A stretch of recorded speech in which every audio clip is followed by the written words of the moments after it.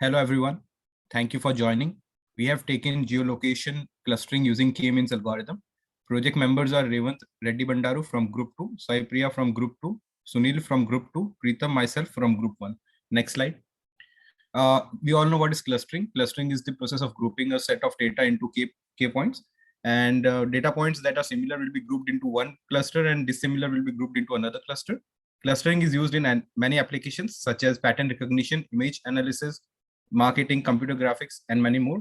There are many types of algorithms like connectivity-based clustering, distribution-based clustering, density-based clustering, grid-based clustering. In this, we are using centroid-based clustering, and below image shows you the centroid-based clustering image also. Next slide. The main parameters are distance function, and distance function, we all know what is Euclidean distance function, and Haversian is a new distance function we are using in this, which includes latitude and longitudes. There are three types of data sets we are introducing. One is device status text, sample geotext, and long lat text. This is the function which, next slide. The technologies we are used are Python, Amazon AWS, S3, EC2, Spark, EMR as well, Matplotlib, and sklearn to implement the K-means algorithm. Next slide. Sunil will take data preprocessing part.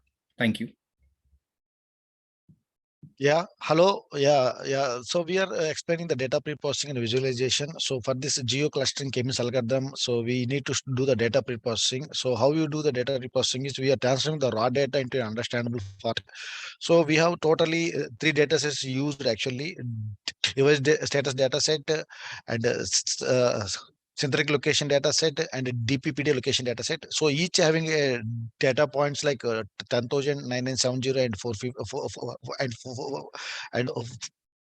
450 data points. So the basically what we need to do, we need to identify the input data which contains all the mobile device data and all. So from there you need to segregate the data in such a way that you have to prepare the first you need to loading the data set and determine which delimiters we have to use it, and filter out any records which are annoyance data, and extract the data, and by using the model device ID in latitude and longitude, and filter out the locations. Finally we need to save this data to the S3 bucket. So once you have the data cleaned up, so it will look like it can look like this. So we have cleaned all the data points. So type of pre-processing of the data we need to do for the other data sets like synthetic. We need to do for other data sets like synthetic location data and DBPD location data. From after cleaning up the data, we need to implement the K-means algorithm. So this will be explained by Raymond from my team. I hand over to Raymond. Good evening, everyone. Today I'm going to explain about the implementation of K-means algorithm. To initialize the iterative algorithm, 10 random samples of K centroids are taken from the data points. In every iteration, the data points are assigned to the nearest centroid. This is measured using the Euclidean distance. Next, mean of each of the clay clusters is calculated. This becomes the new centroid. Iteration distance is calculated by adding all the distance from a data point to centroid. The goal is to minimize the distance. The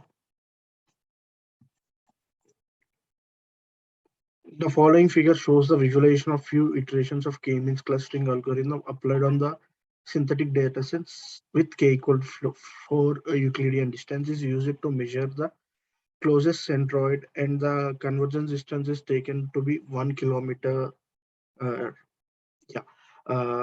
This figure shows the finding closest centroid clusters. Runtime analysis explained by Sai Priya from our team. Hello everyone, myself Sai Priya. Now I'm going to explain the runtime analysis. So the algorithm is analyzed by setting different K values and distance measure type. So the observations were made by keeping the random initial centroid constants. Spark job can be submitted as Spark submitted generic.py with input file name, output file name, and distance type with K value. Here, input file name is a file name of the process, device status, synthetic, and database PDF data uploaded to S3 bucket. It can also be any new data with first field being the latitude and the second field being the longitude. And the output file name can also be any name that we want our cluster to be outputted in the text file on Amazon S3. So here, please go to the next slide. Here the distance, previous slide. Here the distance can be calculated in Euclidean distance and Havian distance with k values 2, k value 4, and k value 6. These are the three tables with different distance with different k values. In the next slide,